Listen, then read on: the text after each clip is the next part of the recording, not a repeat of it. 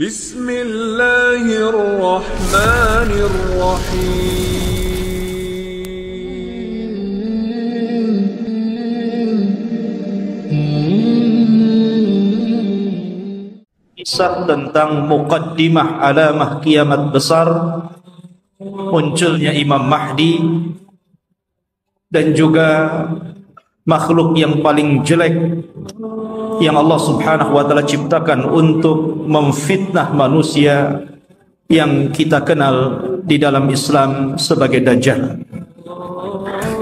Ma'asyiral muslimin rahimani wa rahimakumullah. Sebelum saya menceritakan tentang dua manusia yang berbeda ini, suatu ketika Ali radhiyallahu an ketika menjadi khalifah di Kufah, ketika dia berkhutbah, tiba-tiba ada seseorang yang bernama Sa'sa'ah bin Suhan al-Abdi radhiyallahu an bertanya kepada Ali radhiyallahu an. Kata Sa'sa'ah bin Suhan, "Ya Amiral Mu'minin, mata yakhrujad Dajjal?" Wahai Amirul Mukminin, kira-kira kapan munculnya Dajjal itu? Maka Amirul Mukminin Ali radhiyallahu an beliau mengatakan, "Wahai Sa'sa'ah, engkau bertanya kepadaku sesuatu yang sangat besar, maka akan aku jawab, dan tolong ingat-ingat jawabanku." Maka Ali radhiyallahu an mengatakan, "Idza amatan nasu shalawat," apabila manusia sudah mulai meninggalkan salat,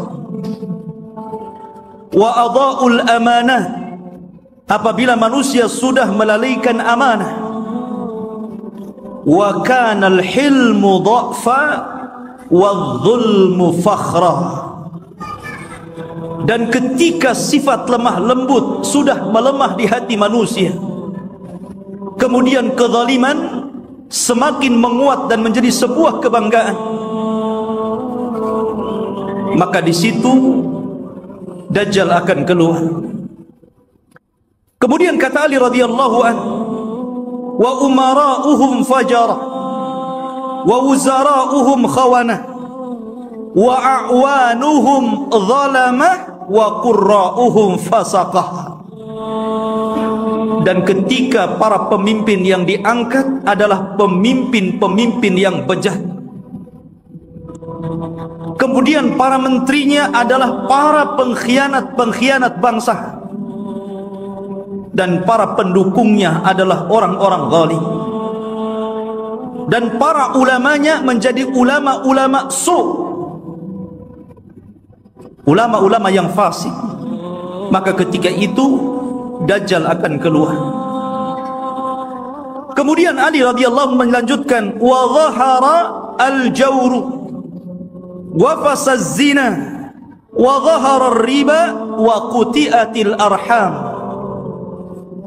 Dan ketika kezaliman dan kelaliman menyeruak di tengah-tengah bumi ini, kemudian menyebarnya zina, tampaknya riba, dan orang sudah mulai memutuskan silaturrahim, maka itu juga alamat telah dekatnya munculnya Dajjal. Kemudian kata Ali radhiyallahu an, "Wattukhidatil qainat wa syuribatil khumur." Dan ketika manusia sudah mulai memanggil-manggil para penyanyi untuk menyanyi, kemudian khamar diminum secara bebas. Artinya di sini ikhwatu fiddin, maka kalau itu terjadi maka telah dekat kemunculannya. Dan hari ini kita lihat anak-anak kita dicuci otaknya oleh televisi-televisi, kemudian dibayangkan kalau dia ingin seperti selebritis fulan dan fulana, karena merasa bahwa kalau menjadi artis dan selebritis itu hidupnya senang. Kemudian kata Ali radhiyallahu an, "Wa nuqidatil uhud wa dhuyyatil atamah wa tawana an-nas fi salatil jamaah. Kemudian ketika manusia sudah mulai tidak peduli dengan janji, mereka khianati janji-janji. Kemudian sudah lemah, orang lemah untuk melakukan qiyamul lail. Dan hari ini kita lihat ada orang ikhwatu fiddin, dia rela tidur di siang hari hanya untuk nonton bola dunia di malam hari. Bangun dia di malam hari, kopinya sampai 1 ember biar nggak tidur. Dia rela seperti itu ya.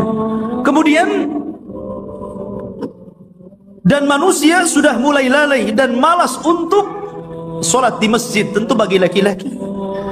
Padahal kata Ali radhiyallahu an, perhatikan, wa zakhraful masajid wa tawwalul manabir wa halul masahif.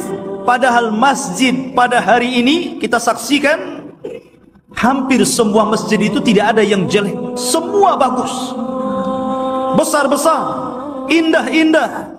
Tapi kemana orang-orang yang sholat di dalamnya? Kemudian menara tinggi-tinggi. Sampai sekarang mencari masjid, mengenali masjid itu lebih mudah dengan cara apa? Melihat menara. Oh, di sana ada masjid. Dari mana antum tahu? Tuh menaranya. Artinya orang dimudahkan untuk mencari dan melangkahkan ke masjid. Karena apa? Tidak disusahkan orang cari masjid, tapi orang malas ke masjid. Kemudian juga mereka mulai meninggalkan mushaf. Padahal cetakan Al-Quran itu hampir setiap tahun dicetak, disebarkan di mana-mana. Quran itu tidak sulit untuk mendapatkannya. Tapi orang malas membaca Al-Quran. Ada yang mengatakan nunggu Ramadan katanya, karena ada tadarus. Sampai Ramadan nggak juga baca Quran. Kemudian kata Ali radhiyallahu an, apabila ini sudah terjadi, maka dekatlah munculnya Dajjal. Kemudian Ali melanjutkan, wa akhadur rusha wa akalur riba wasta'malus sufaha wastakhaffu bid-dima. Ketika manusia sudah mulai mudah untuk memakan rasuah, sogok menyogok. Di negeri kita ini korupsi itu bukan hanya tingkat level atas saja, level bawah pun sama. Bahkan antum buat KTP saja kadang-kadang ada pelicinnya ya. Bahasa rasuah itu kan bahasa pelicin katanya. Kalau ingin licin pakai oli saja. Jadi ikhwatu fiddin yang dimuliakan Allah Azza wa Jalla, dan ini sudah banyak di mana-mana. Hampir semua sektor pekerjaan itu mesti ada rasuah. Padahal Rasul mengatakan ar-rasi wal murtasi finnar. Orang yang memberikan sogokan, orang yang memakan sogokan sama-sama di neraka. Wa akalur riba. Dan orang sudah gemar memakan riba. Bahkan ada orang yang nggak mau kerja dengan cara menyimpan uangnya di bank-bank konvensional. Dia hanya makan bunganya saja. Bahkan riba di hari ini subhanallah luar biasa. Karena riba itu mudah didapati hampir di semua tempat. Di tiang listrik ada riba, di pohon pisang ada riba, di pagar-pagar orang ada riba, gitu kan. Silahkan pinjam dengan gadekan bunga kecil, kan. Jadi semua orang terlibat dengan riba. Kemudian ketika manusia sudah mulai menjadikan para pemimpin-pemimpin yang jahil, pemimpin-pemimpin yang bukan bidangnya, dia letakkan di situ. Harusnya ketika Anda mencari pemimpin atau pengurus untuk memimpin sesuatu, cari pemimpin-pemimpin yang layak dan bisa mengurus urusannya. Contoh saja umpamanya, yang paling mudah pesantren ataupun yayasan. Kadang orang-orang mencari pemimpin yang bukan orang-orang ahli agama. Macam mana orang yang bukan ahli agama memimpin pesantren yang notabene di situ diajarkan Al-Quran dan Sunnah? Jadi apa itu pesantren jadinya? Ini okelah pesantren-pesantren. Lah yang lebih dari itu seperti kepala desa, lurah, camat, bupati, sampai kepada presiden. Ketika manusia sudah melalaikan itu, dan mereka juga menganggap remeh persoalan darah.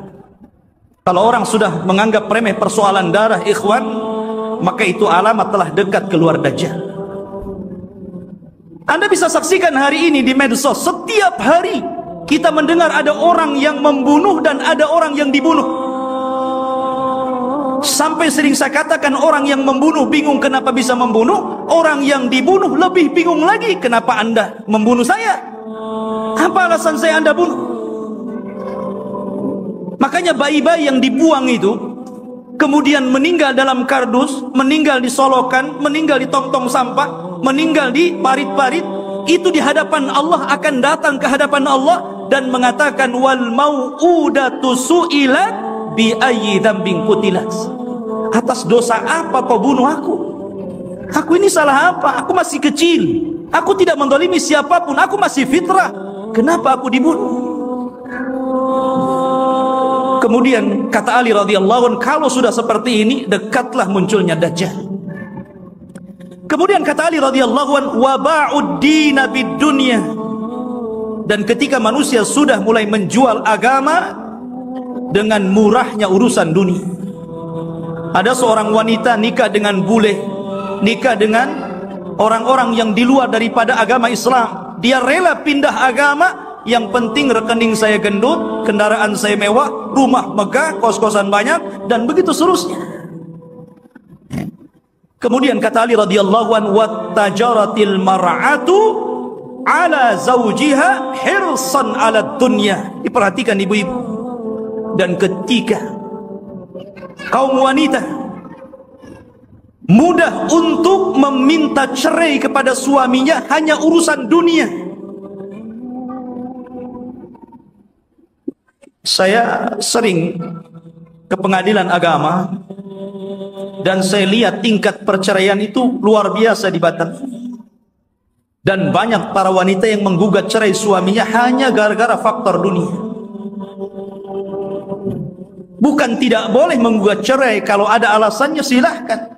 Tapi kalau urusan dunia, kemudian itu menjadikan seorang istri kurang ajar kepada suami dan meminta cerai begitu saja, apalagi karena ada orang ketiga yang lebih hebat, lebih wah, lebih banyak hartanya, ini sudah lain urusannya. Kemudian kata Ali radhiyallahu an, wa raqibatin nisa 'alal mayasir. Nabi sallallahu alaihi wasallam radhiyallahu an meramalkan seperti ini. Tentu beliau mendapatkan informasi dari Nabi. Dan apabila wanita sudah mulai membawa kendaraan sendiri, di zaman Rasul kendaraan pakai kuda, pakai unta, jarang perempuan naik unta kan, paling dibonceng. Makanya di sini Ali tidak mengatakan dan manusia dan para wanita menaiki al-ibil, unta, tetapi mengatakan al-mayasir, ditujukan kepada kendaraan-kendaraan modern, mobil, motor. Ya, kalau mungkin jaraknya bukan jarak safar, hanya keliling-keliling di Batam, ke pasar. Ini terkadang jarak safar, jarak tempuh yang disunahkan untuk mengqashar dan menjamak sholat pun kita dapati ada perempuan berani loh bawa mobil sendiri tuh. Sudah tidak ada mahram, nekat lagi. Maka ini juga alamat dekatnya munculnya Dajjal. Kemudian kata Ali radhiyallahu wa tashabbahna nisa birrijal wa tashabbahar rijalu bin nisa. Ketika mulai perempuan meniru gaya laki-laki, dan ketika laki-laki sudah memakai atribut-atribut perempuan, maka ini pun telah dekat munculnya Dajjal. Kita saksikan hari ini. Kalau laki-laki cari lepis ke pasar, habis tuh diborong perempuan. Kalau laki-laki cari celana jeans gitu kan, habis, nggak ada, diborong sama mbak-mbak katanya. Akhirnya laki-laki terpaksa beli rok, beli pakaian-pakaian perempuan. Artinya seperti ini kan. Anda bisa bayangkan tuh, pakaian laki-laki tapi pakai jilbab gitu kan, ketat, pakai lepis, pakai kaos, tapi jilbaban pula dia ya. Yang laki-lakinya parah lagi, Anting-anting itu untuk perempuan, dia letakkan tutup botol aqua di sini di kupingnya. Antum tahu? Anak itu lihat ada orang pakai anting-anting laki-laki itu, botol aqua di sini. Ya Allah, ini kan atribut perempuan, kenapa pula dipakai laki-laki? Bahkan yang lebih parah, apa yang disebut dengan LGBT itu sudah mulai melembaga loh di negeri kita ini. Mulai melembaga. Bahkan tahun kebelakang itu saya pernah mendengar informasi sampai mereka membuat fikih LGBT. Anda bisa saksikan tuh, fikih LGBT, bagaimana cara wudunya LGBT, bagaimana cara sholatnya LGBT, bagaimana cara puasa LGBT, dan minta pula kemudian diresmikan supaya majelis ulama itu memberikan mukaddimah. Ini kan sudah gila ini. Mereka nggak tahu bagaimana hukuman kaum Lut. Tidak ada hukuman yang lebih parah yang Allah kirimkan kepada mereka. Hati-hati. Di Batam aja banyak itu. Antum kalau keluar ke jalan-jalan, hati-hati kalau ada yang manggil tuh, bang LGBT. Ma'asyiral muslimin rahimani wa rahimakumullah. Kemudian wa kana as-salamu bainahum 'alal ma'rifah. Ketika antum mengucapkan salam kepada orang yang antum kenal saja, yang antum nggak kenal nggak antum ucapkan salam. Padahal jelas nih, yang pepasan dengan kita ini pakai songkok, pakai pakaian koko gitu kan, rapi. Kita yakin dia muslim, ya jalan biasa saja. Paling antum itu mengucapkan salam sama yang antum kenal saja. Kalau nampak ada janggutnya, celananya cingkrang, pakai gamis, assalamualaikum. Nah ini sudah tanda-tanda ini. Kemudian kata Ali radhiyallahu an, wa syahida syahidun min ghairi an yustashhad wa halafa min ghairi an yustakhlaf. Ketika manusia sudah mulai berani menjadi saksi padahal dia bukan saksi, bersumpah padahal dia tidak diminta sumpah, anda bisa mendapatkan di pengadilan-pengadilan ini. Ada orang yang saksi itu dijual, dibeli. Kamu jadi saksi bayar sekian, kamu bersumpah saya bayar sekian. Ini banyak sekali yang seperti saksi jualan. Kemudian kata Ali radhiyallahu an, wa labisu juludad dha'ni ala qulubid di'ab wa kanat qulubuhum amarrun minas sabri wa alsinatuhum ahla minal asli wa sarairuhum antanu minal jiyaf. Dan ketika manusia-manusia sudah memakaikan bulu-bulu kambing, kulit-kulit kambing pada hati-hati serigala, padahal hati mereka adalah hati yang beracun, yang tidak pernah sabar. Padahal mulut mereka hanya manis di bibir, tapi tidak sebagaimana hatinya. Dan kehidupan pribadi mereka lebih busuk dibandingkan bangkai, kata Rasul. Nabi SAW ingin menyindir siapa? Kayak Ali radhiyallahu anhu ingin mengisyaratkan kepada manusia siapa? Orang-orang yang hanya menampakkan kebaikan padahal di belakangnya orang ini buruk. Bahasa kitanya pencitraan saja. Biar orang mengenal saya ini baik, saya ini begini, begini dan begitu seterusnya. Dan zaman sekarang subhanallah, nyalon RT saja itu janjinya banyak. Itu baru RT itu. Nanti gang ini kita aspal, nanti solokan ini kita perbaiki. Habis jadi RT wassalam kan begitu. Kemudian wal tumisal fiqhu li ghairi din wa unkiral ma'ruf wa urifal munkar. Dan ketika manusia memberikan kecerdasan mereka bukan kepada urusan agama, ketika itulah maka manusia akan mengingkari yang ma'ruf dan mereka akan cenderung melakukan mungkar. Kan banyak ikhwan, kita sebagai orang tua tentu kita bisa melihat potensi anak. Anak saya ini cerdas, hafalannya mudah, ya. Harusnya kalau orang tua sudah tahu anak ini ada bakat kecerdasan, arahkan ke agama. Mumpung mereka masih bisa merekam gitu kan. Kalau sudah tua, susah, ibarat menulis atau mengukir di atas lautan gitu kan, di atas air. Ya nggak mungkin. Tapi kalau mengukir di atas batu sih masih berbekas. Maka dari sini ketika kecerdasan bukan kepada urusan agama, tapi untuk urusan dunia, maka orang pasti akan mengingkari yang ma'ruf dan akan melakukan kemungkaran. Kata Ali, kalau sudah tersusun beberapa masalah ini, maka pasti kedekatan munculnya Dajjal sudah dekat. Fannajatun najah, hati-hati kalian, selamatkan diri kalian dan selamatkan diri kalian. Ikhwatu fillah yang dimuliakan Allah Subhanahu wa taala. Kita tahu bahwa ketika fitnah sudah menyebar di sana dan di sini, apa yang saya katakan tadi, dan hampir semua yang dikatakan Ali radhiyallahu an berlaku. Dan itu kita saksikan bermunculan setiap hari, dan Anda bisa saksikan di medsos-medsos yang kita lihat setiap hari. Apa yang disebutkan Ali itu bermunculan untuk satu-satu.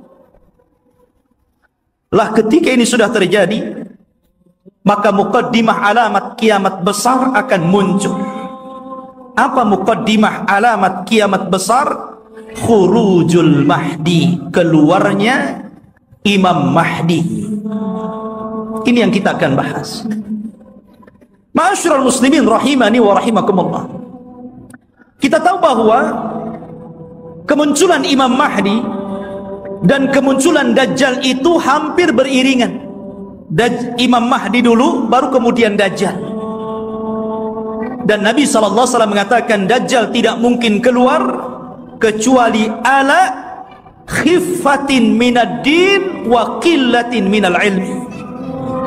Dajjal tidak mungkin keluar sampai manusia lemah dalam agama dan sedikit pengetahuan tentang Dajjal.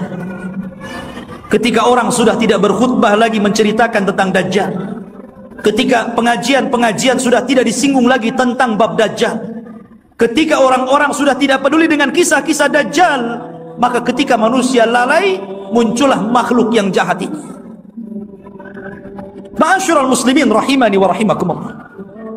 Pada minggu yang lalu sedikit saya akan ulas sebelum kemunculan Imam Mahdi. Nabi SAW mengatakan Imranu Baitil Maqdis kharabu Yathrib. Apabila pusat kekuatan kaum muslimin sudah dipusatkan di Baitul Maqdis, di Yerusalem, alhamdulillah kita bersyukur kepada Allah Subhanahu wa taala. Allah telah menggagalkan keinginan barat untuk memindahkan Israel Raya di tengah-tengah kota Yerusalem. Ini sebuah nikmat. Tapi walaupun kemudian terjadi, maka itu adalah alamatul qiyamah. Itulah yang memang akan berlaku di akhir zaman. Berarti kalau ini berlaku, tanda-tanda itu semakin dekat dan dekat. Kata Nabi SAW, apabila seluruh kaum muslimin dari belahan dunia sudah mempusatkan kekuatan mereka di Yerusalem, tepatnya di Baitul Maqdis, kharabu Yathrib. Ketika itu kota Yathrib, kota Madinah dan Mekah akan ditinggalkan manusia.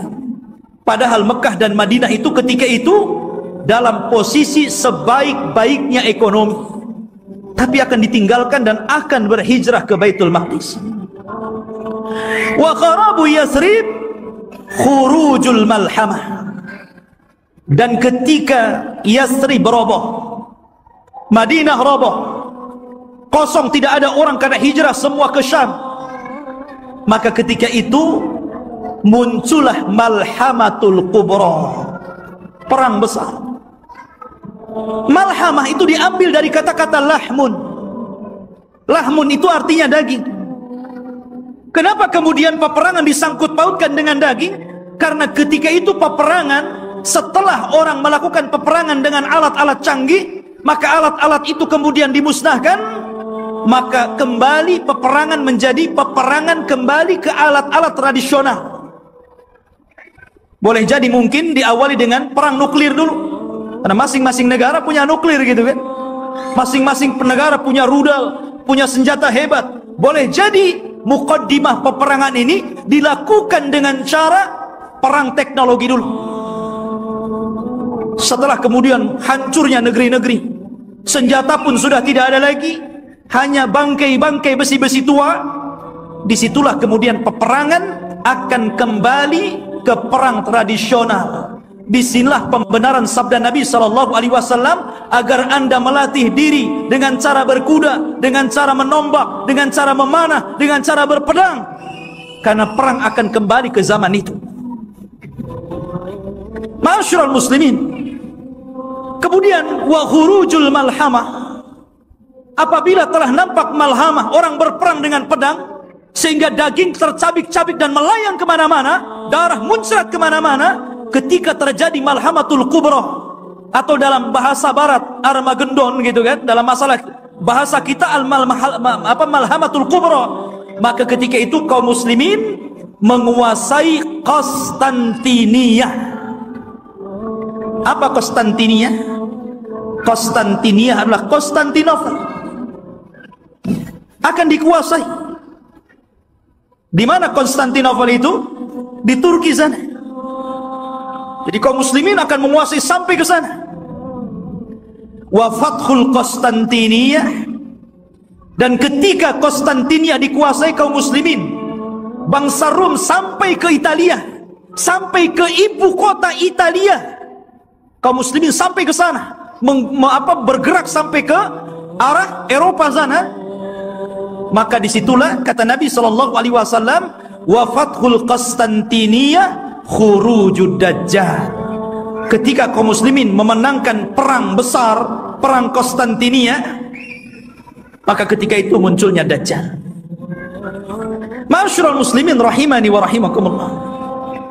Kita tahu bahwa pusat kekuatan kaum muslimin, saya katakan kelak akan berada di Palestina, tepatnya di Yerusalem, Baitul Maqdis. Semua kaum muslimin, tentara-tentaranya dari berbagai macam negara akan bergabung di situ. Maka disitulah ikhwatu fiddin, Barat ini punya kepentingan.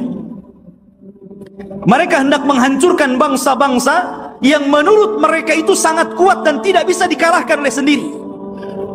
Maka akhirnya mereka melakukan perdamaian bersama kaum muslimin untuk sama-sama menyerang bangsa-bangsa yang menurut orang-orang Romawi itu sangat berbahaya bagi mereka dan juga kaum muslimin. Maka berdamailah ketika itu kaum muslimin dengan orang-orang barat. Dan hari ini juga berdamai, ya kan? Kita tahu Liga Arab, mereka ada hubungan dengan barat, entah secara ekonomi, politik atau yang lain. Itu namanya perdamaian juga. Tapi di akhir zaman, yang namanya perdamaian itu tentu setelah adanya peperangan. Kalau tidak ada peperangan, mau damai apa? Perang dulu baru damai. Ya. Makanya Nabi SAW mengatakan, tastalihuna antum warum sulhan aminah. Kalian kaum muslimin di akhir zaman akan berdamai dengan orang-orang Nasrani, orang-orang Romawi. Dan ketika itu orang-orang Romawi aktsarun nas, orang yang paling banyak pasukannya. Mereka tuh banyak sekali. Cuman masalahnya, kalau memang orang-orang Nasrani itu mereka kuat, kenapa tidak langsung menyerang kaum muslimin? Karena kaum muslimin itu walaupun sedikit ditakuti oleh orang-orang kafir. Lihat di zaman Rasul, perang Badar, 300 melawan 1.300, menang. Lihat perang Mu'tah. Antum tahu perang Mu'tah? Perang Mu'tah itu perang di mana kaum muslimin berhasil memerangi orang-orang Romawi. Nabi menulis surat kepada Raja Romawi. Suratnya itu dirobek, utusannya dibunuh. Marah orang-orang Romawi ini, akhirnya menyiapkan pasukan bergerak untuk menyerang Nabi. Kata Nabi, kalau mereka menyerang kita di Madinah, maka akan banyak terbunuh, laki-laki, perempuan, anak-anak, kakek-kakek. Ini tidak adil. Kita siapkan pasukan, kemudian kita sambut mereka. Akhirnya Nabi SAW mempersiapkan pasukan. Kata Nabi, wahai Zaid, peganglah bendera. Kalau kau mati, ganti dengan Ja'far. Kalau Ja'far mati, ganti dengan Abdullah ibn Rawahah. Perangkat. Dan di antara pasukan ada Khalid ibn Walid, tapi tidak dijadikan pemimpin karena baru masuk Islam. Berangkat mereka ke Mu'tah. Ketika melihat jumlah mereka berlipat-lipat banyaknya dengan kaum muslimin, wajar, manusia. Zaid mengatakan, apakah kita perlu pulang ke Madinah memberitahu Rasul? Atau bagaimana? Nggak imbang nih, pasukan Romawi banyak sekali, sementara pasukan kita sangat sedikit sekali. Tetapi karena mereka sudah kadang keluar membawa pasukan besar, sementara pasukan Romawi lebih besar daripada itu, akhirnya Allah takdirkan mereka pun melakukan peperangan. Subhanallah, di awal peperangan Zaid meninggal dunia. Kemudian bendera ditangkap oleh Ja'far. Ja'far meninggal dunia, terputus seluruh anggota badannya, termasuk dua tangannya terputus. Dia pegang bendera, diputus ininya, dipegang kirinya, diputus ininya, dipegang dadanya, dibelah akhirnya. Nabi berada di Madinah, tahu tuh karena wahyu. Kata Nabi, semoga kedua tangan Ja'far digantikan kedua sayap di sorga dan dia bisa terbang sesukanya. Ja'far meninggal dunia, dipegang Abdullah ibn Rawaha. Abdullah ibn Rawaha meninggal dunia, bingung kaum muslimin. Ini tidak ada lagi pemimpin pasukan. Maka mereka melirik kepada Khalid ibn Walid. Akhirnya dipegang dialah. Dia punya strategis perang yang luar biasa. Pasukan yang ribuan itu bisa dikalahkan oleh strategis Khalid ibn Walid. Sampai ada seorang Romawi bertanya kunci kemenangan kepada Khalid. Khalid, bagaimana engkau bisa memenangkan peperangan ini sementara jumlah kalian kecil dan jumlah kami besar? Kemudian Khalid memberikan kuncinya.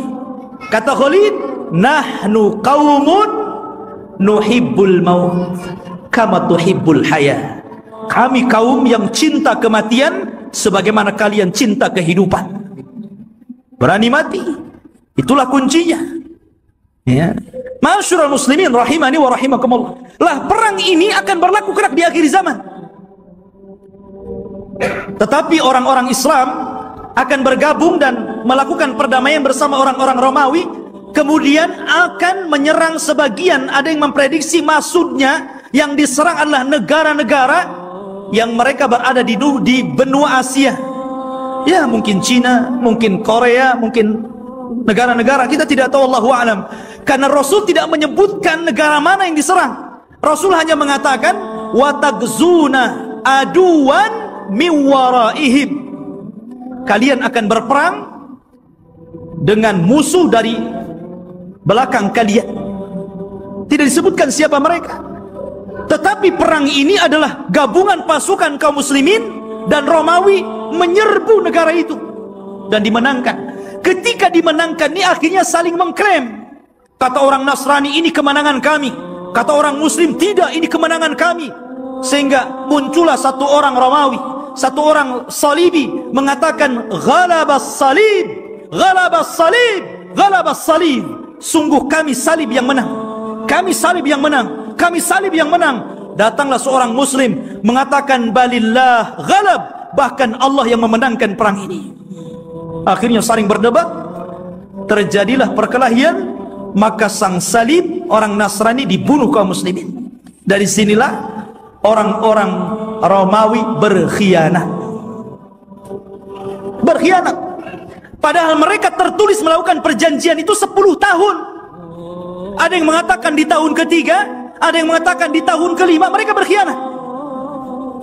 Atas pengkhianatan inilah, maka kemudian mereka hendak menyerang kaum muslimin, menyiapkan pasukan besar. Dan kaum muslimin butuh pemimpin untuk melawan Romawi. Dari sinilah apa yang kita bahas malam ini, khurujul Mahdi. Muncul Imam Mahdi untuk melawan orang-orang Romawi. Ma'asyiral muslimin rahimani wa rahimakumullah. Kalau kita cerita Al-Mahdi Al-Muntadhar, Imam Mahdi yang kita tunggu-tunggu kemunculannya, Nabi SAW menyebutkan sifat-sifatnya. Kenapa Nabi SAW menyebutkan sifat-sifatnya? Agar supaya tidak ada orang yang mengaku sebagai Imam Mahdi, karena disebutkan sifat-sifatnya. Anda tidak bisa tahu-tahu saya Imam Mahdi. Kayak di Indonesia ini ada satu orang, satu waktu dia ngaku Imam Mahdi, satu waktu ngaku Nabi, satu waktu ngaku Nabi Isa. Hebat. Dan itu hanya ada di Indonesia. Ya. Siapa dia? Lia Aiden. Antum pernah kenal kasusnya Lia Aiden? Sampai di penjara. Rupanya anaknya juga ngaku Nabi. Lihat masyarakat muslimin. Dan itu hanya ada di Indonesia. Ya. Belum lagi di Jawa Barat. Ada orang namanya Cecep. Orang Jawa Barat kan Cecep tuh namanya. Aja Cecep. Ya. Ngaku Nabi juga. Nabi Cecep namanya. Nabi Cecep, subhanallah. Kemudian belakangan ada namanya Ahmad Musaddeh. Sampai gempar. Banyak di negeri kita ini ngaku Nabi. Kalau di Batam saya belum dengar. Di Batam ini ada yang ngaku orang bisa melihat Allah aja itu. Tapi bayar 500 katanya. Ya. Jadi intinya bahwa Imam Mahdi ini dijelaskan sifatnya, dijelaskan tanda-tanda kemunculannya. Dan dia disabdakan Nabi SAW, laulam yabqa minad dunya illa yaumun. Kalaulah usia dunia ini hanya tinggal 1 hari saja, la tawwalallahu dzalikal yaum.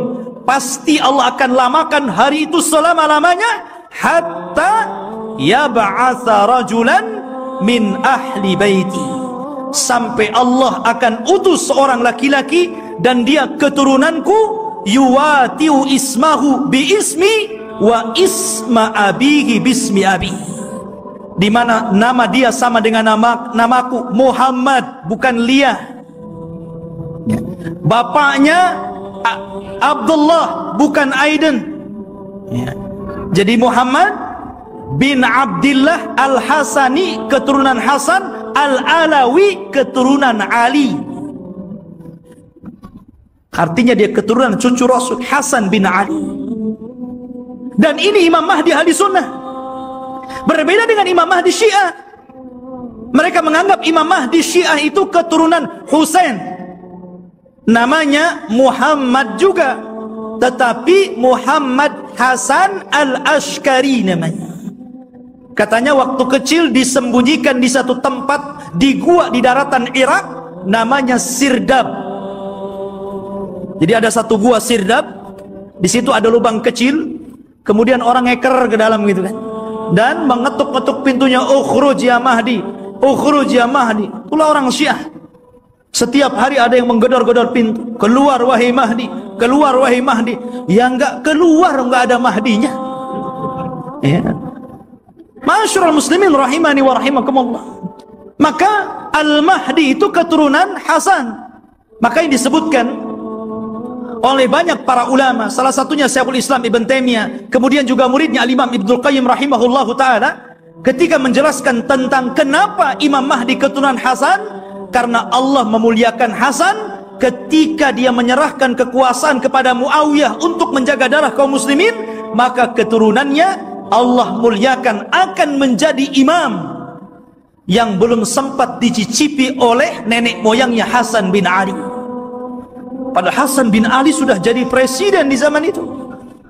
Tapi cuma 6 bulan saja, melihat ada gelagat pergerakan kaum muslimin pembela Ali akan perang lagi dengan Muawiyah, dia tidak mau ada pertumpahan darah. Akhirnya dia ngalah, dia yang menyerahkan kekuasaan kepada Muawiyah, engkau saja yang jadi raja, yang jadi rakyatnya. Akhirnya bersatulah kaum muslim. Karena kerendah dirian Hasan inilah, maka Allah muliakan Hasan. Maka dari keturunan Hasan inilah lahir di akhir zaman Al-Mahdi Muhammad ibn Abdillah Al-Hasani Al-Alawi rahimahullahu ta'ala.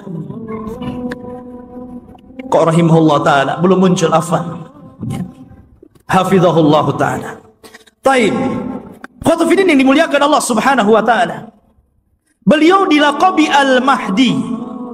Al-Mahdi artinya orang yang diberikan petunjuk. Dan dia Allah perbaiki dalam satu malam. Dia tidak tahu kalau dia akan jadi pemimpin. Dia seorang thalabul ilmi, ahli ibadah. Dia tidak tahu kalau dia akan diangkat.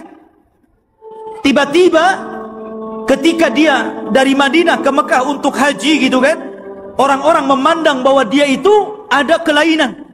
Orang ini luar biasa, punya wibawa, taat beribadah, sehingga orang-orang Allah lembutkan hatinya, diarahkan agar memilih orang ini dan dibaiatnya.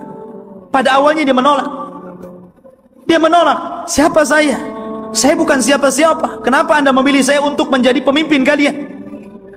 Tapi kemudian dia pun istikharah di malam hari itulah Allah perbaiki dia dalam satu malam. Allah berikan ilmu, kecerdasan, kepemimpinan, subhanallah, sehingga dalam satu malam kun fayakun. Idza arada syai'an an yaqula lahu kun fayakun. Kalau Allah menghendaki sesuatu, tinggal katakan kun fayakun, jadi dia. Kemudian pembaiatan kepada Imam Mahdi inilah tersebar, sampai akhirnya datang tentara dari Syam untuk membunuh Imam Mahdi yang ada di Mekah. Berangkat mereka pasukan itu. Tapi ketika mereka sampai di Baida antara Mekah dan Madinah, Allah kirimkan gempa yang sangat besar sehingga mewafatkan dan menghancurkan mereka.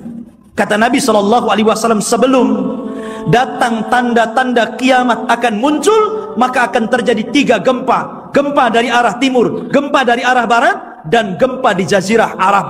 Inilah gempa di masa Imam Mahdi, menghancurkan semua pasukan yang akan menyakiti Imam Mahdi. Sampai orang yang jalan pun ikut mati, orang yang mau dagang ikut mati.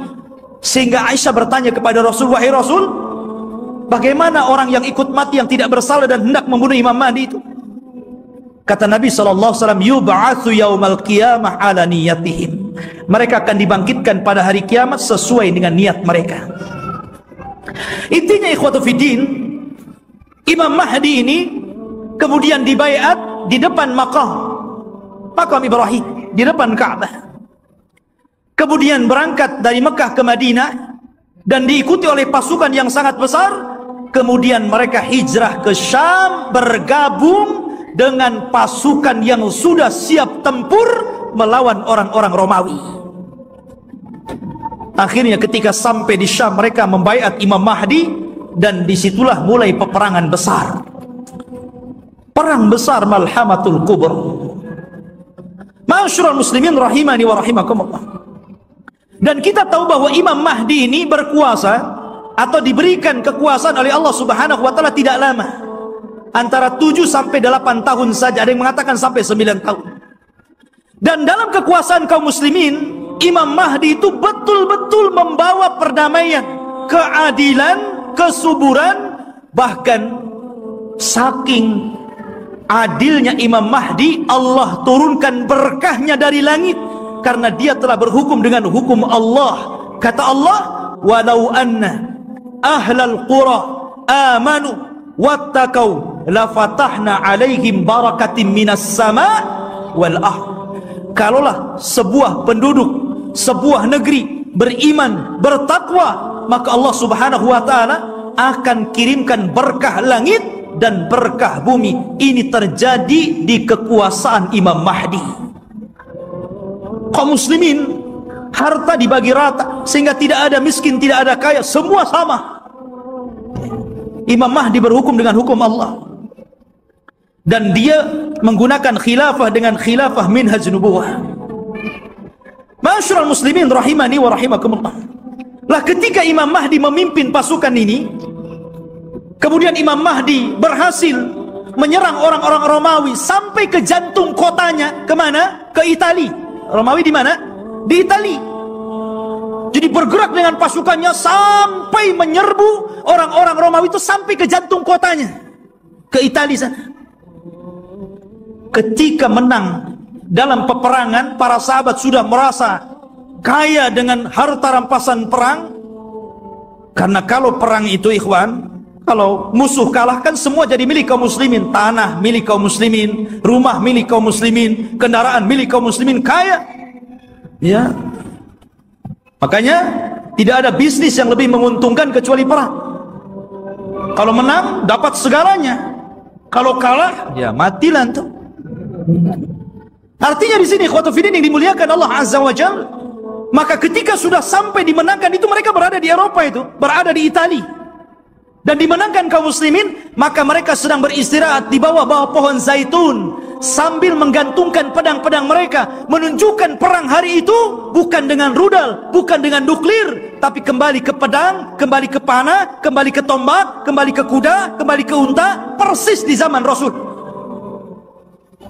Disitulah syaitan datang, kemudian berteriak bahwa Dajjal telah muncul di Syam dan membawa pasukan dan akan masuk ke rumah-rumah mereka. Oh, mendengar itu, maka Imam Mahdi mengutus 10 orang yang berkuda. Kata Nabi SAW, aku kenal siapa nama-namanya, aku kenal bagaimana kudanya, dan mereka adalah sebaik-baik penunggang kuda pada hari itu. Rasul yang mengatakan. Jadi mereka diutus Rasul untuk membenarkan apakah kedatangan Dajjal itu memang ada ataukah hanya isu. Jadi 10 orang ini yang sudah dijanjikan oleh Nabi SAW, kelak Imam Mahdi akan mengutus 10 orang. Rasul tahu namanya, Rasul tahu kudanya, dan mereka adalah penunggang-penunggang yang terbaik ketika itu. Berangkatlah 10 orang ini ke Syam. Rupanya tidak benar, tidak ada pasukan Dajjal yang akan menyerbu rumah-rumah mereka. Tapi memang pada hari itu Dajjal muncul. Dajjal muncul pada hari itu, tapi tidak menyerang rumah-rumah mereka. Sehingga mereka bergerak tuh, pasukan kembali ke Syam.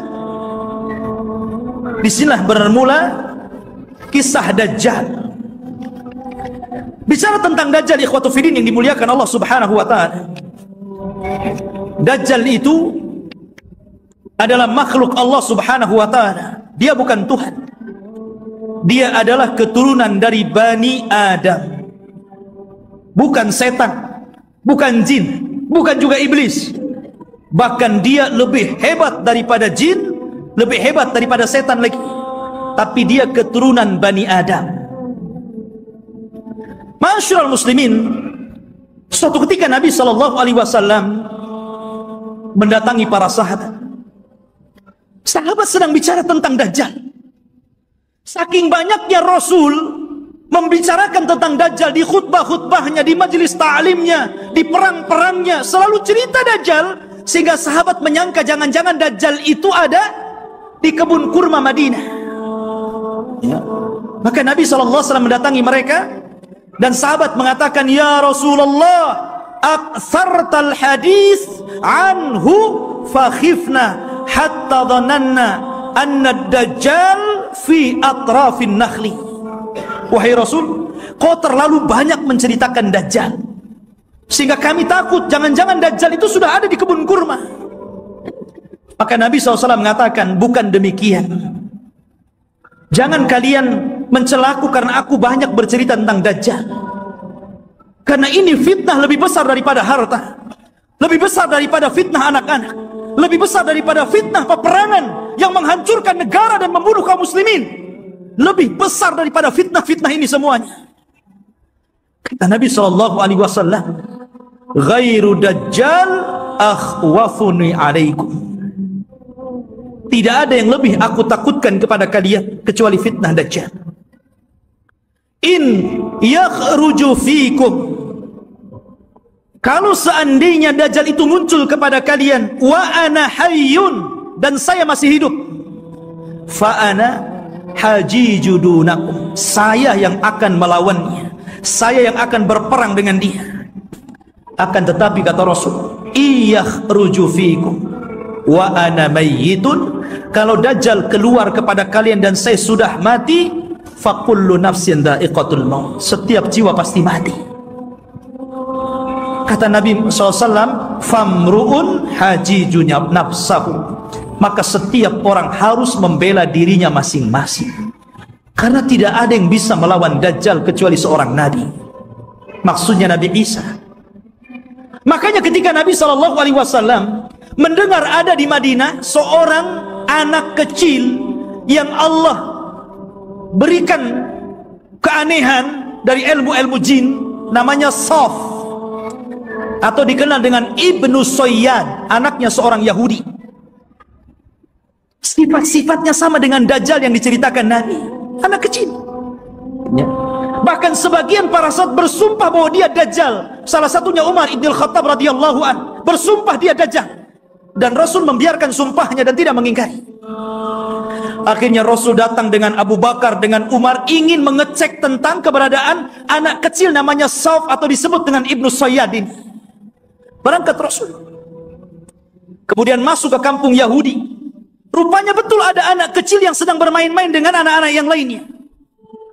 Kemudian Nabi memanggil anak kecil namanya Sauf itu dan mengatakan, "Ya Sauf, atashhadu anni Rasulullah?" Wahai Sauf, apakah engkau bersaksi saya adalah utusan Allah? Anak kecil nengok Nabi. Kemudian dia mengatakan, "Asyhadu annaka nabiyul ummi." Aku bersaksi engkau adalah nabi yang diutus oleh Allah Subhanahu wa taala. Tiba-tiba Sauf berbalik tanya kepada Rasul, "Ya Muhammad, atashhadu anni Rasulullah?" Hei Muhammad, maukah kau bersaksi aku juga utusan Allah? Bayangkan, anak kecil ngomong di hadapan Rasul, mau enggak kau bersaksi saya juga utusan Allah sama dengan kamu? Kata Rasul, "Amantu billahi walir rasul." Aku beriman kepada Allah dan kepada Rasulnya saja. Bahkan Nabi SAW makin yakin, karena Dajjal itu kemunculannya akan mengaku Nabi dan berakhir mengaku Tuhan. Ya. Maka kemudian kata Nabi SAW, "Ya Sauf, inni khaba'tu laka khaba'an." Wahai Sauf, dalam hatiku, dalam dadaku, aku menyembunyikan beberapa kalimat. Karena ketika itu Rasul baru diturunkan ayat kepadanya, surah kepadanya, namanya Suratul Dukhan. Dan itu para sahabat belum tahu, baru turun kepada Rasul Suratul Dukhan. Makanya Nabi menyembunyikan ayat itu dalam dadanya. Kata Rasul, "Wahai Sauf, wahai Ibnu Sayyad, aku menyembunyikan beberapa kalimat di dadaku. Coba tebak apa?" Kata si Sauf ini memandang dada Rasul. Tiba-tiba dia mengatakan, "Duh, duh." Dia tidak bisa mengatakan dukhan, tapi sudah benar awalnya. Karena Rasul menyembunyikan kalimat dukhan, tapi dia tidak sempurna. Dia mengatakan duh, duh, duh. Maka Rasul langsung mengatakan, "Ikhsha falan ta'du wa qadrak." Jelek engkau, celaka engkau. Engkau tidak mungkin bisa meneruskan kalimat-kalimat yang ada di dadaku. Tapi dari Rasul makin bingung, jangan-jangan ini betul-betul Dajjal nih. Ya, dia tahu isi hati saya gitu. Anak kecil si Sauf ini. Ya. Akhirnya Rasul pulang.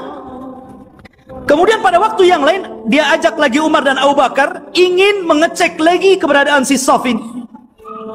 Setelah ketemu dan hendak kemudian diintai dan kembali ingin diuji, tiba-tiba datang ibunya, melihat ada Rasul sallallahu alaihi wasallam dan ibunya kenal. "Ya Sauf, ataka Muhammadun. Ya Sauf, ataka Muhammadun." Hei Sauf, Muhammad sudah datang di sampingmu.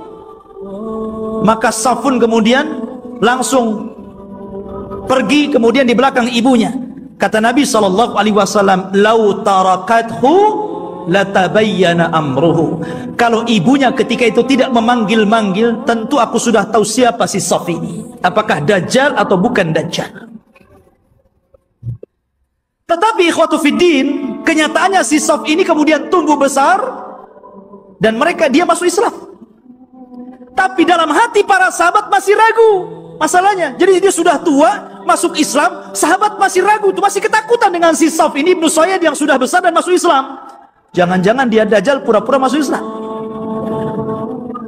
Jadi suatu ketika Abu Sa'id Al-Khudri radhiyallahu an, ketika Sauf ini hendak berangkat haji dan para sahabat banyak yang sudah berangkat duluan, rupanya Abu Sa'id Al-Khudri ketinggalan dan Sauf atau Ibnu Sayyad yang sudah tua, sudah dewasa gitu kan. Ketika itu Abu Sa'id Al-Khudri karena kecapean kemudian berada di bawah pohon untuk istirahat. Tiba-tiba si Sauf ini baru datang mau haji juga gitu kan. Dan Abu Sa'id Al-Khudri sangat ketakutan dengan Sauf ini karena Rasul pernah mengatakan dan sebagian para sahabat bersumpah dia Dajjal, itu masalahnya. Tiba-tiba ikut pula di samping Abu Sa'id, ikut duduk di situ. Gemetar Abu Sa'id ini. Ya. Tapi Sauf mengatakan, "Ya Abu Sa'id, aku tahu engkau takut kepadaku. Tapi coba pikirkan wahai Abu Sa'id, Bukankah Dajjal itu tidak punya anak? Aku punya anak. Bukankah Dajjal tidak mungkin masuk Islam? Aku masuk Islam.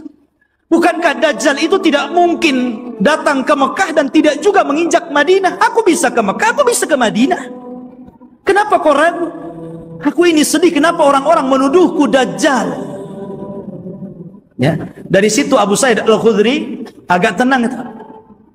Tetapi Abu Sa'id Al-Khudri menjadi ketakutan di endingnya ketika Ibnu Sayyad atau Saf mengatakan, tetapi ya Aba Sa'id, aku tahu di mana letaknya Dajjal. Ketika dia ngomong begini, langsung diambil barang-barangnya, kabur dia. Ya. Dia tahu di mana letaknya Dajjal. Ya. Awalnya dia sudah merendah tuh. Tahu-tahu endingnya yang nggak enak gitu kan. Tapi ya Aba Sa'id, ana azri aina mawdi'ad Dajjal. Saya tahu di mana Dajjal berada. Masya Allah. Makanya suatu ketika Abdullah bin Umar radhiyallahu an pernah membuat marah, dipukulnya Ibnu Sayyad sampai marah. Karena marah Ibnu Sayyad, Ibnu Umar ketakutan, akhirnya lari ke rumah Hafsah. Dia melapor gitu kan, ya Hafsah, saya tadi pukul Saf, Ibnu Sayyad dia marah. Kata Saf, kata saudaranya Hafsah ini, wahai Abdullah bin Umar, kau sudah tahu bagaimana sabda Rasul tentang kemunculan Dajjal. Dajjal tidak mungkin keluar kecuali karena kemarahan yang sangat besar. Hati-hati kamu. Ya. Dari situ ikhwatu fillah yang dimuliakan Allah Azza wa Jalla, sehingga para ulama ini mengatakan Saf ini Dajjal atau bukan. Tetapi pendapat yang kuat, boleh juga dia Dajjal, tapi Dajjal min Dajjajin. Dajjal yang lainnya. Karena Rasul mengatakan di akhir zaman akan muncul dajjaluna kadzabuna salasuna kulluhum yad'una annahum nabi. Akan muncul zamannya di mana dajjal para pendusta 30 orang akan mengaku dia nabi. Maka mungkin boleh jadi salah satunya adalah Ibnu Sayyad. Karena Ibnu Sayyad tidak dikisahkan meninggalnya, tiba-tiba dia hilang begitu saja. Ya. Masyarul muslimin, ataupun mungkin dia jasus, mata-matanya Dajjal, kita tidak tahu. Tapi yang jelas Dajjal itu sudah ada. Di zaman Nabi SAW sampai ada kisah yang luar biasa dari seorang sahabat namanya Tamim ibnu Aus Ad-Dari. Tamim ibnu Aus Ad-Dari ini masuk Islam belakangan, 2 tahun sebelum wafatnya Rasul. Di tahun ke-9 Hijriah dia baru masuk Islam. Dan dia seorang pelaut. Jadi suatu ketika Tamim Ad-Dari ini banyak berjasa juga dalam Islam, walaupun dia tidak lama berjumpa dengan Rasul. Tapi dia orang yang menerangi masjidnya Rasul dengan pengalamannya, dan dia pula yang membuat mimbar Rasul. Ini Tamim ibnu Aus Ad-Dari. Ya. Jadi suatu ketika sebelum dia masuk Islam, dia berlayar ke lautan. Tidak tahu di laut mana, karena kemunculan Dajjal itu tidak jelas. Cuman Rasul mengatakan dari arah timur kota Madinah. Ketika Rasul, apakah di laut Syam? Tidak. Apakah di laut Yaman? Tidak. Lalu di mana? Dari timur Madinah. Dari timur Madinah yang mungkin mengarah ke Irak, ke Iran begitu kan. Karena Dajjal juga akan muncul di situ. Jadi Tamim ibnu Aus Ad-Dari ini berlayar. Tiba-tiba diombang-ambingkan dengan 30 awaknya. Kemudian terdampar di satu tempat, semuanya hutan belantara. Ada yang mengatakan di laut Yaman. Jadi ketika dia merasa, ini saya sudah mati atau belum? Rupanya belum mati. Maka dengan pasukannya masuk ke dalam hutan. Di tengah hutan dia mendapatkan satu binatang, subhanallah, nggak tahu belakang, nggak tahu depan, karena buluan semuanya, berbulu dari atas ke bawah. Dan itu makhluk yang pertama kali dijumpai oleh Tamim Ad-Dari. Gimana nggak takut? Nggak pernah melihat makhluk seperti itu. Maka dengan ketakutannya dia mengatakan, siapa kamu? Ya. Kata Tamim Ad-Dari, kaget loh, ini binatang tak bisa ngomong. Ini mengatakan kami dari Arab. Terus balik nanya, siapa kamu? Ana jassasah. Jassasah itu artinya jasus, mata-mata. Maksudnya mata-matanya. Ya. Maka kemudian siapa jassasah? Jassasah tidak mengatakan. Jassasah hanya mengatakan, engkau sudah ditunggu orang. Dia sudah lama bertahun-tahun mencari kabar. Ternyata orang yang ditunggu sudah datang. Datanglah kau ke salah satu gubuk atau rumah besar yang ada di tengah hutan. Kau temui dia. Dia sudah lama menunggu kalian. Berangkatlah Tamim dan 30 awaknya ke tempat yang diisyaratkan makhluk tadi. Rupanya ada. Masuk ke dalam rumah, ada orang yang diborgol tangannya, diborgol kakinya, diborgol lehernya. Tiba-tiba mengatakan kepada orang ini, dari mana kalian? Maka Tamim dengan ketakutan mengatakan, nahnu minal Arab, kami dari Arab. Ha, kalian dari Arab? Taib, saya akan bertanya kepada kalian, bagaimana kondisi kebun kurma Baisan?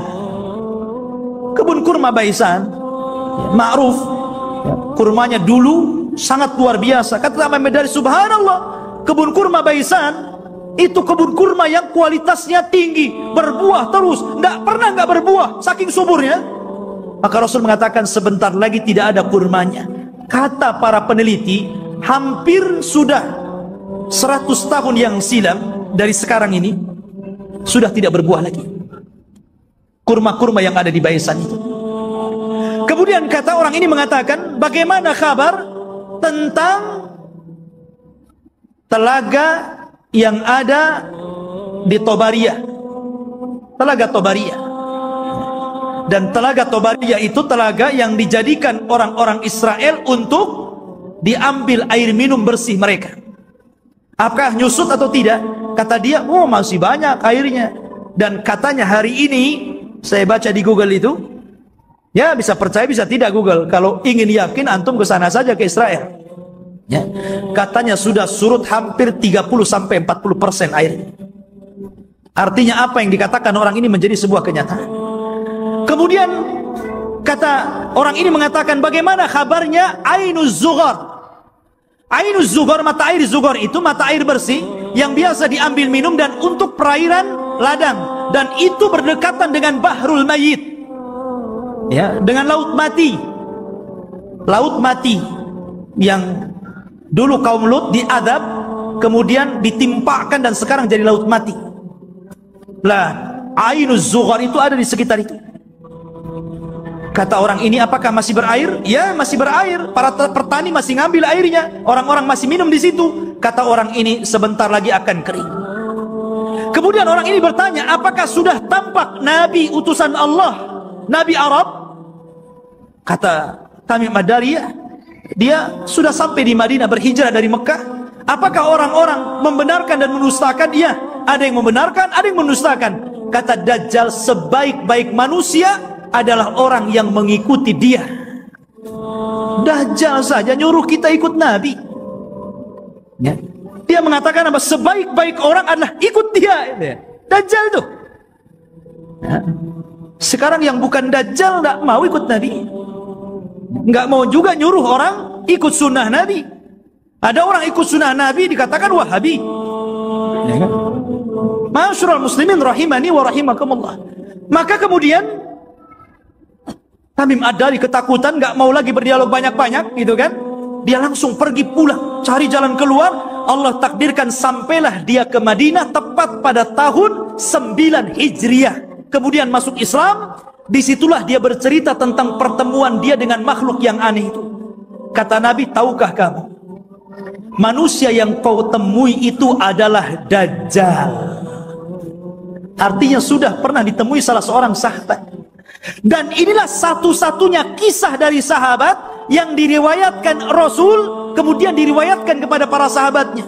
Rasul tidak pernah mengambil riwayat dari para sahabat. Yang ada sahabat meriwayatkan dari Nabi. Ini tidak, Nabi meriwayatkan dari sahabat, kemudian diriwayatkan ke sahabat yang lainnya. Satu-satunya sahabat yang diambil riwayatnya adalah Tamim Ad-Dari. Karena Rasul kan tidak punya, apalagi Tamim Ad-Dari seorang Nasrani sebelumnya, ya.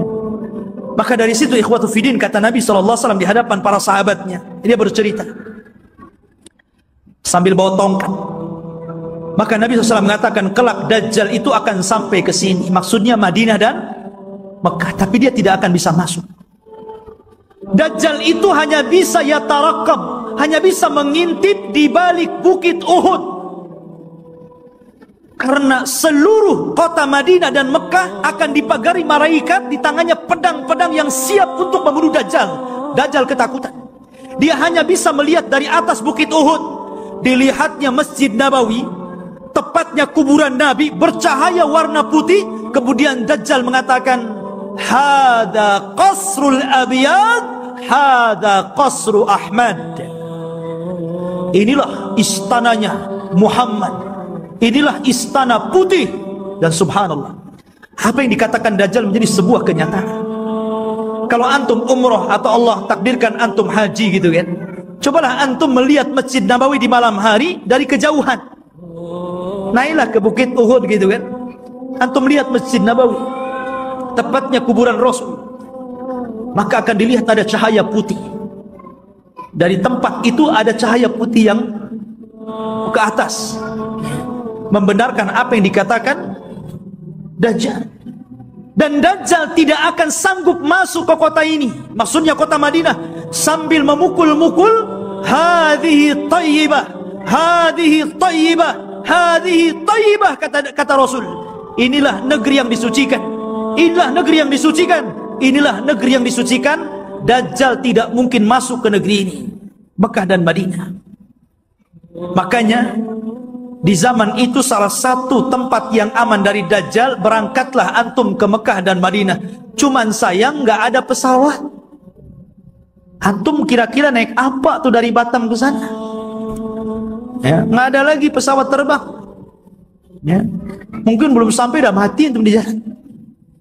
Jadi ikhwatuddin yang dimuliakan Allah Azza wa Jalla, kata Nabi sallallahu alaihi wasallam ketika bicara Dajjal, beliau mengatakan, sesungguhnya ayyuhan nas, innaha lam takun fitnatun ala wajhil ardi mundu dara Allahu dzurriyyata Adam a'zam min fitnatid Dajjal, wa inna Allah lam yab'ats nabiyyan illa hadzara ummatahu Dajjal wa ana akhirul anbiya wa antum akhirul umam.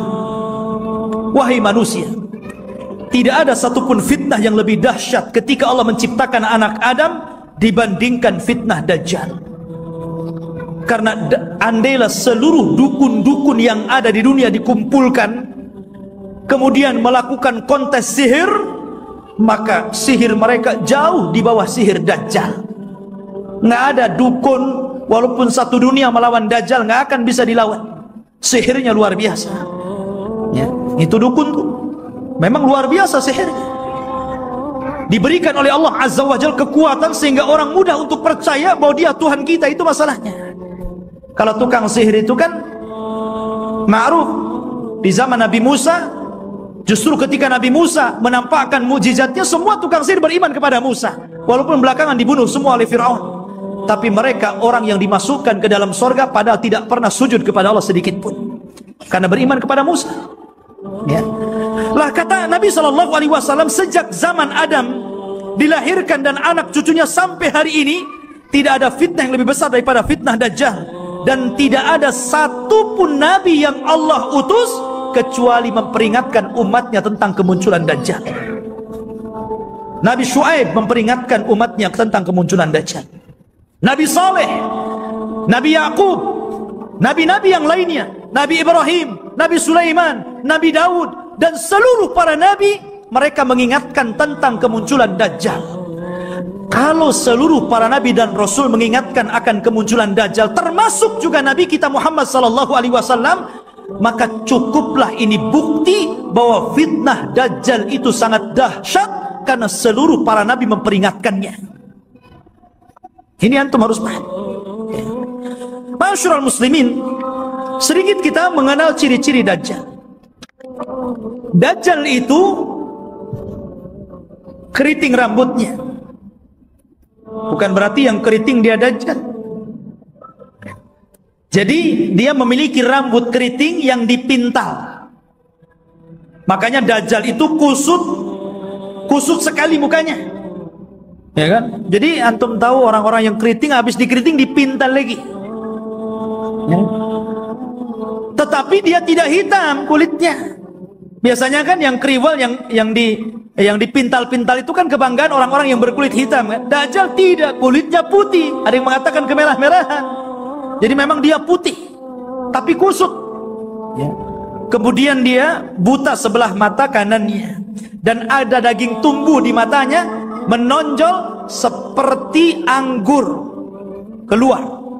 Jadi ada daging tumbuh. Kemudian di dahinya tertulis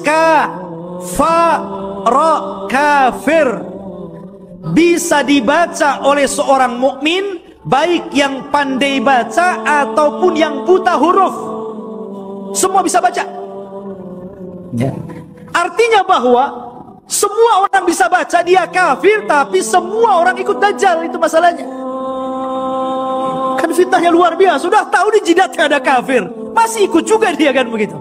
Itulah fitnahnya. Karena dia bisa dibaca oleh siapapun. Yang pandai baca sama yang buta huruf bisa baca. Kemudian juga lehernya lebar, pendek besar, dan kakinya bengkok. Kakinya itu kayak busur panah. Kalau jalannya jelek sekali. Dan dia matanya sebelah awar. Dari sini menunjukkan kalau orang itu waras, beriman, imannya kuat, otaknya dipakai, tentu orang itu tidak mungkin mengakui orang seperti ini Tuhan, karena banyak cacatnya. Ya kan jelek itu orangnya, kok jadi Tuhan pula? Ya, dan mengaku ana rabbukum, saya Rabb kalian. Tapi masalahnya walaupun penampilannya seperti itu, tapi dia diberikan kekuatan oleh Allah yang Allah tidak berikan kepada yang lainnya. Makanya ketika Dajjal mengaku Tuhan, maka Allah langsung mengatakan innahu a'war fa innallaha laisa bi'a'war. Dajjal itu a'war, buta sebelah kanannya, dan Allah tidak buta dan tidak buta sebelah. Ya. Ma'asyiral muslimin rahimani wa rahimakumullah. Lah Dajjal ini ikhwatu fillah yang dimuliakan Allah Azza wa Jalla. Dijelaskan juga di antara fitnah-fitnahnya secara umum, karena waktu juga yang terus berjalan. Di antara fitnah-fitnah Dajjal yang paling besar adalah mengaku nabi. Kemudian setelah itu mengaku Tuhan. Ini fitnah yang paling besar. Fir'aun ngaku Tuhan, gak punya kesaktian. Makanya tidak banyak orang yang ikut Fir'aun. Itu karena takut saja nggak mengakui Fir'aun itu Tuhan, kan gitu. Begitu juga Namrud atau raja-raja zalim yang lainnya. Tapi Dajjal ini bukan karena takut, karena takjub dengan kehebatannya. Makanya orang banyak yang ikut Dajjal. Anda bisa bayangkan, Dajjal ini datang ke negeri yang rusak. Anggaplah kayak Suriah gitu kan, udah roboh, sudah nggak bisa lagi dibangun, nggak mungkin lagi mau berapa ratus tahun lagi membangun kota ini. Dajjal itu datang ke kota yang roboh itu. Kemudian Dajjal mengatakan, keluarlah wahai bumi, pembendaharaan kalian. Tiba-tiba kota itu kembali cantik, ya kan? Kembali subur, kembali mewah, kembali megah. Kambing-kambingnya penuh dengan susu, unta-untanya gemuk-gemuk. Subhanallah, Anda bisa bayangkan itu? Ya. Siapa yang lebih hebat sihirnya dari tukang-tukang sihir dibandingkan Dajjal?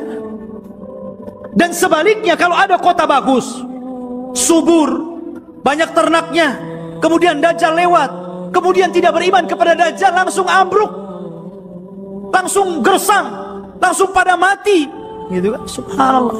Ya. Seperti ini fitnahnya. Bahkan suatu ketika Dajjal ini mendatangi sebuah perkampungan, kemudian mengatakan, bagaimana kalau kuhidupkan keluarga kalian? Apakah ibu kalian, apakah anak yang kalian cintai, atau siapalah terserah di antara keluarga kalian, siapa yang mau kuhidupkan, kuhidupkan. Tapi syaratnya setelah itu beriman bahwa aku Tuhan kalian.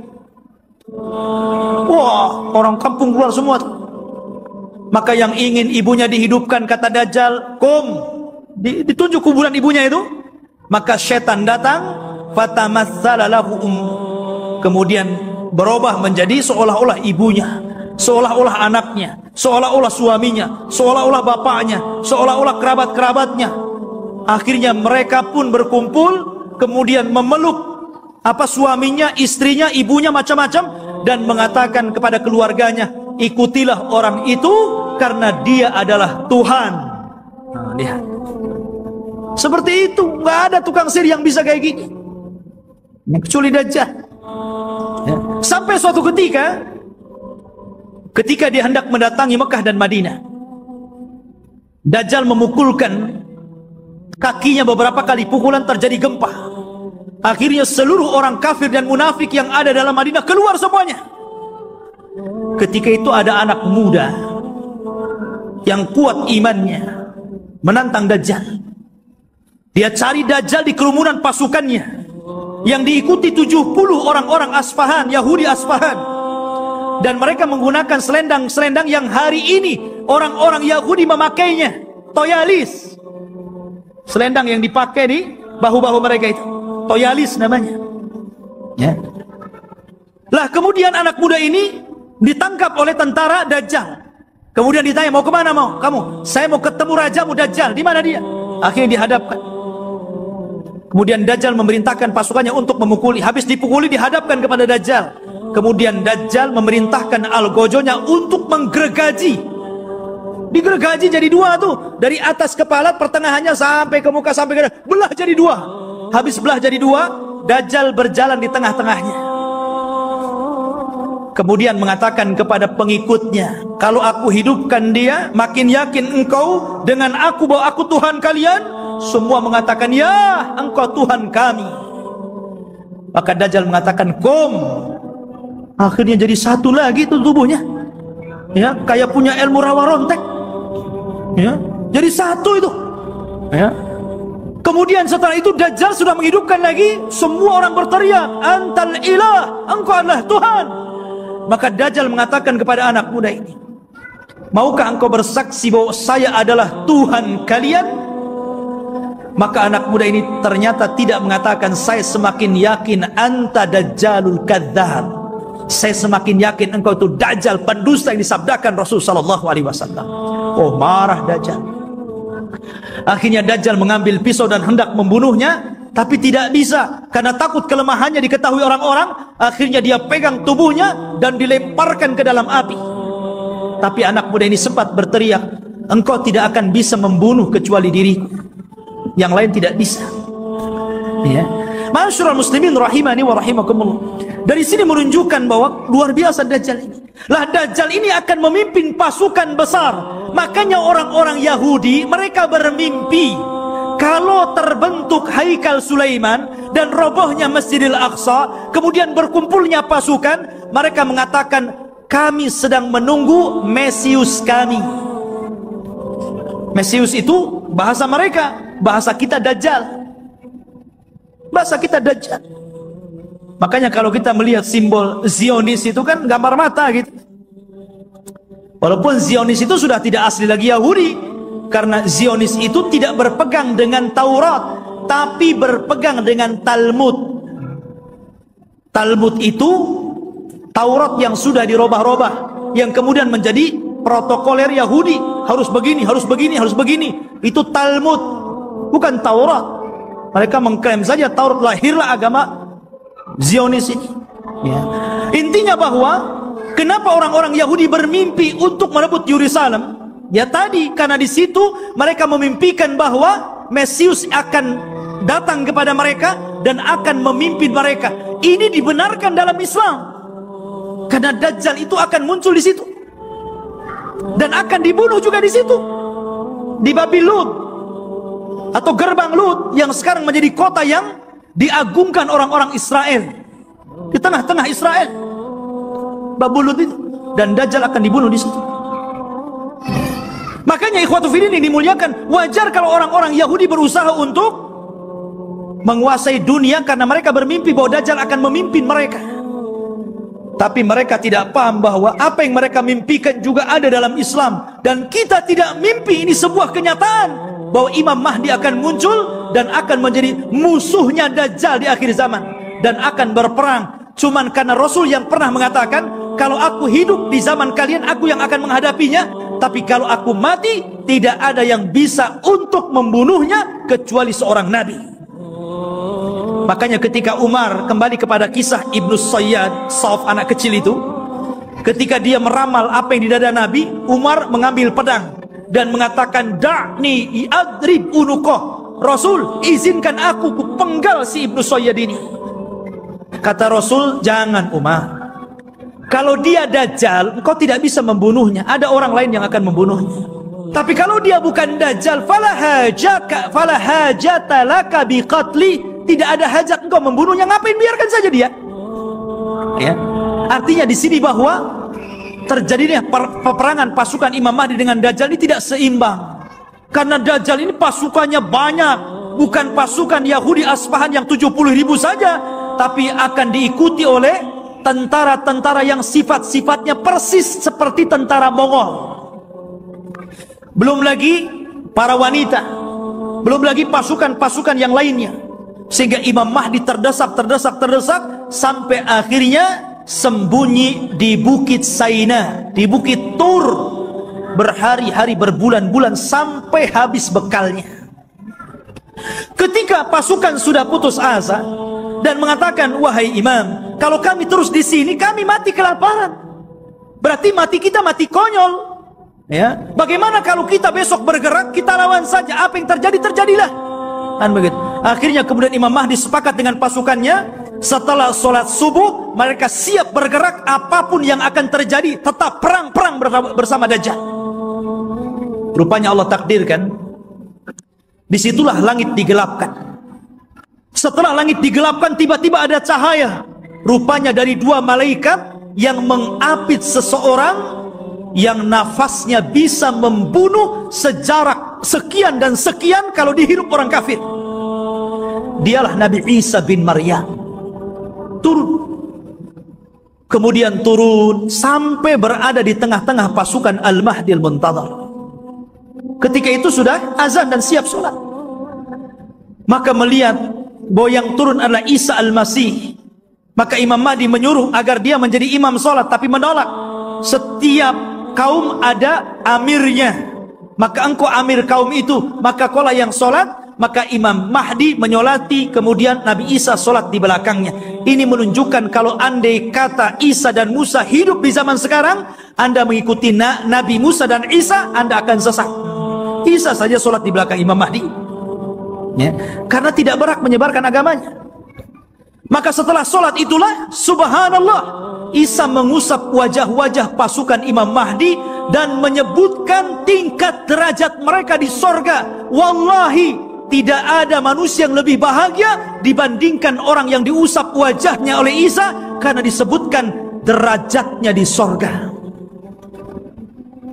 Subhanallah. Ya. Dan itulah pasukan yang tersisa.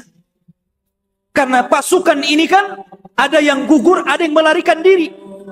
Yang sepertiga pasukan melarikan diri, kata Rasul, yang melarikan diri Allah tidak akan memberikan taubatnya kepada mereka. Yang sepertiga yang gugur, maka kata Rasul, mereka adalah sebaik-baik syuhada. Dan yang sepertiganya yang ikut Imam Mahdi inilah yang terus berperang sampai akhirnya melawan Dajjal. Ketika itu Isa memberikan pilihan dan mengatakan, ukhayyirukum bisalas, aku berikan 3 pilihan kepada kalian.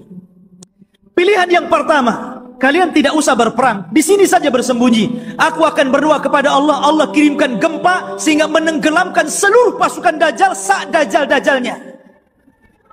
Atau yang kedua, aku akan berdoa kepada Allah agar Allah kirimkan pasukan, tapi bukan kalian. Pasukan inilah yang kelak akan membunuh Dajjal, dan kalian tidak perlu capek, sembunyi saja di sini. Atau yang ketiga, besok kita berangkat, saya pimpin kalian, kita lawan Dajjal, dan aku akan berdoa kepada Allah, semoga tangan-tangan Yahudi dan seluruh pengikut Dajjal tidak sanggup mengangkat pedangnya sehingga engkau tinggal mudah menebas lehernya. Yang ketiga yang enak nampaknya, ya. Akhirnya mereka memilih yang ketiga itu, ya. Diambilnya yang ketiga. Maka setelah sholat subuh, diusap wajah, kemudian disebutkan tingkatannya di sorga. Mereka pun turun, pasukan dari Bukit Saina dipimpin Nabi Isa bin Maryam. Maka mereka tinggal tebas saja tuh pasukan Dajjal itu. Akhirnya karena terjadi kelemahan, seluruh pasukan Dajjal tunggang langgang, lari ke sana kemari, sembunyi di batu. Batu bisa bicara, hei Muslim, Yahudi di belakang, bunuh dia. Senang, ada dia, bunuh, gitu ya. Masuk gua ngomong. Masuk pohon ngomong. Tidak ada satupun makhluk kecuali dibuat bicara oleh Allah. Bagaimana Allah hinakan itu? Mereka nggak bisa sembunyi. Mau sembunyi di mana? Semua makhluk Allah bicara. Hei Muslim, ini Yahudi bunuh di sini. Ya. Akhirnya mereka lari ke sebuah pohon yang dijanjikan bahwa pohon itu bisa melindungi mereka. Kata Nabi SAW, kecuali satu pohon mereka tidak akan bicara, mereka akan melindungi orang-orang Yahud, dan pohon itu disebut Gharqad namanya, pohon Gharqad. Makanya sekarang karena hadis ini sudah bocor sampai ke Israel, maka orang Israel membuat perkebunan sehijau-hijaunya dengan pohon Gharqad.